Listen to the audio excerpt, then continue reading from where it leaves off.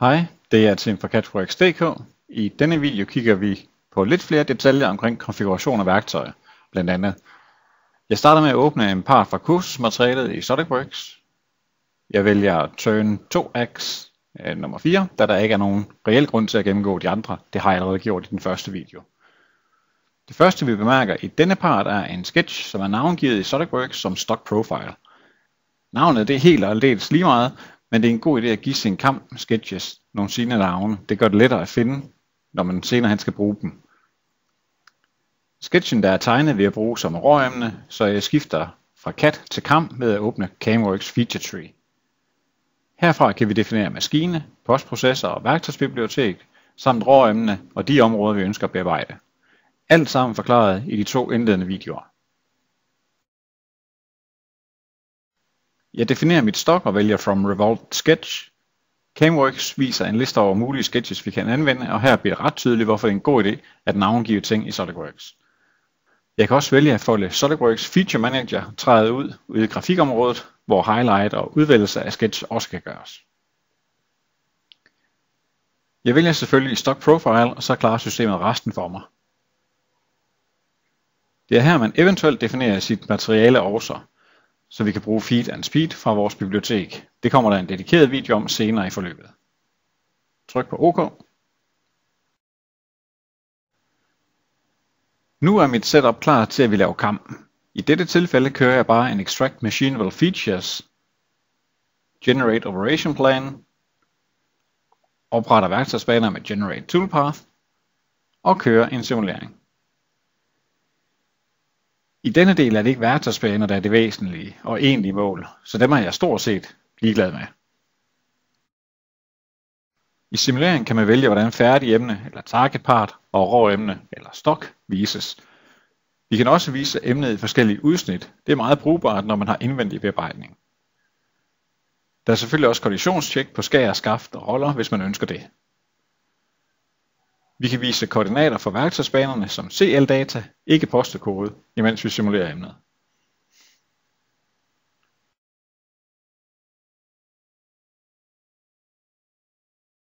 Som gennemgået i video 2 kan man benytte AFR eller IFR. AFR er den automatiske feature-genkendelse, og IFR er den manuelle metode. I dette emne fandt vi sådan set det vi skulle, så jeg smider lige mit indstik i papirkurven og opretter den operation manuelt. Når man sletter en feature i CamWorks Feature Tree, så sletter man også de tilhørende operationer fra Operation Tree. Der er papirkurv i begge træer, og man kan gendanne sine slettede elementer ved at højreklikke og vælge Restore. Vi kan selvfølgelig også tømme papirkurven. Features og operationer kan også suppresses, så man kender det i SolidWorks. Når noget er suppressed, så beregnes det ikke og kommer ikke med i programmet. For at oprette mit indstik manuelt højreklikker jeg på mit turn setup, hvor jeg gerne vil placere operationen. Jeg vælger New Turn Feature, da vi er i drejning lige nu. Jeg vælger en Groove Generic, min favorit til indstik, da den løser alle opgaver ganske fint. Når jeg vælger Groove Type, så kan jeg vælge mellem OD, ID og Face. Radial udvendig eller indvendig, eller axial indstik. Denne dialog er udelukkende aktiv ved Groove-operationer. Jeg vælger OD. Som strategi beholder jeg Rough Finish, og det gælder også for min spindel, der køres på main spindel. Så jeg vælger i grafikvinduet, hvor min Groove-operation skal bearbejde. Enten vælger jeg på flader eller fra Sketch, som CamWorks opretter, når vi åbner dialogen. I Selected Entities kan man se, hvad der er valgt, og hvad CamWorks tilføjer automatisk.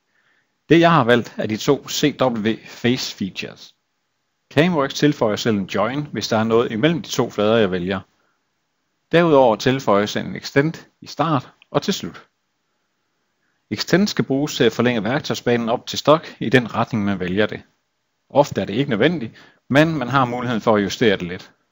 Generelt vil jeg sige, glem Extends her, og har du brug for det, så definerer vi det bare på selve operationen senere.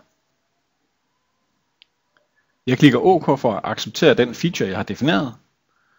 Når operationerne er oprettet, flytter CamWorks automatisk over på Operation Tree. Her kan vi gøre som før, klikke på en operation og vælge Generate Toolpath. Hvis jeg dobbeltklikker på min Groove Rough, kommer jeg ind til parametre på operationen. Under Feature Options har jeg mulighed for at editere min Feature Extent, og det er grunden til, at jeg fortalte, at man normalt ikke behøver at bekymre sig om extend, når man definerer sin feature. Lad os kigge lidt på nulpunktet. CamWorks opretter automatisk dette for os på forsiden af emnet. Hvis det skal flyttes, så er det let. Højre klik og vælg Edit Definition på Turn Setup, eller dobbeltklik på featuren. Her kan man definere sit nulpunkt til at ligge i den anden ende af emnet for eksempel. Klikker jeg OK, skal værktøjsbanerne naturligvis genberegnes, da vores nulpunkt lige er blevet flyttet. Det er heldigvis ret hurtigt klaret i CamWorks. Hvis jeg vil grave mig lidt ned i operationen, så kan jeg klikke på den og vælge Backplot. Her kan jeg gå linje for linje og se, hvad der sker. Jeg kan vise værktøj, holder, som jeg ønsker det, og jeg kan se koordinaterne for mine akser. Feed og speed vises her også for hver eneste bevægelse. Hvis jeg dobbeltklikker på mit setup igen, så kan vi også justere, hvordan vores program poster work coordinate. Enten som none, så er det postprocessoren, der dikterer metoden, eller som en af de andre muligheder, hvor postprocessoren så er sat op til at respektere det valg. Det kan være fiksur, work coordinate eller work coordinate og subcoordinate, for eksempel G54P1. Jeg kan også bestemme, hvordan jeg griber emnet, eller definere et offset. Jeg kører lige en simulering igen.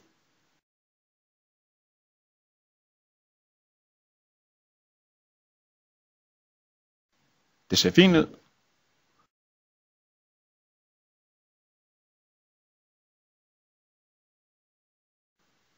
Lad mig poste koden.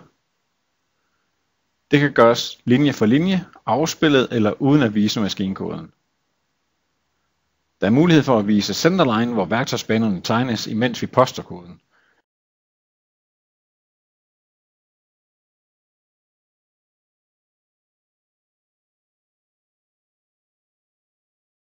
Jeg kan også vælge at starte den eksterne maskinsimulator, så vi kan se maskinens bevægelser. Det springer jeg lige over for nu. Her er der en postekode og en værktøjsliste oprettet automatisk.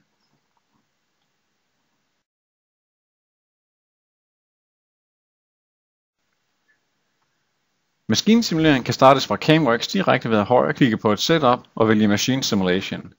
Vælg mellem standard CL-simulering, som stort set alle bruger og er relativt ubrugelig, eller vælg G-kode, som simulerer det postede program og hvad maskinen faktisk ender med at gøre. Jeg vælger bare tegnefilm her, så vi kan se, hvordan det virker. Den vil ikke køre, for der er for meget værktøj eller for mange stationer i mit program i forhold til, hvad der er på maskinen. Så jeg lukker lige igen og viser lidt omkring værktøjsbiblioteket. I min NC Manager er alle mine værktøjer for denne maskine eller i dette program.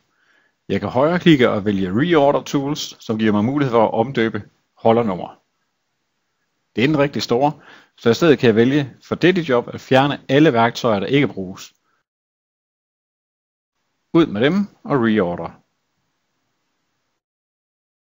Nu virker simuleringen. Vi indlæser det hele fra CamWorks, inklusive værktøjer. Der er ikke noget opsætning i dette vindue. Der kan slukkes for kollisioner og andet, men alt det nødvendige er bestemt på forhånd, som det bør være.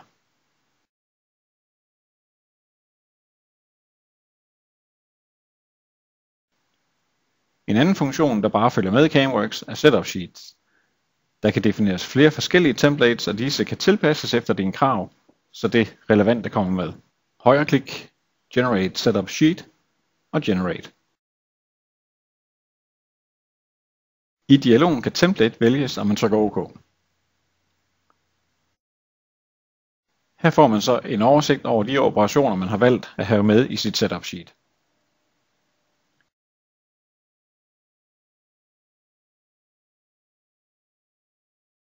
I næste video kigger vi på Turn 5 opgaven og gennemgår blandt andet de indvendige operationer. Indtil da, tak fordi I kiggede med og have en god dag.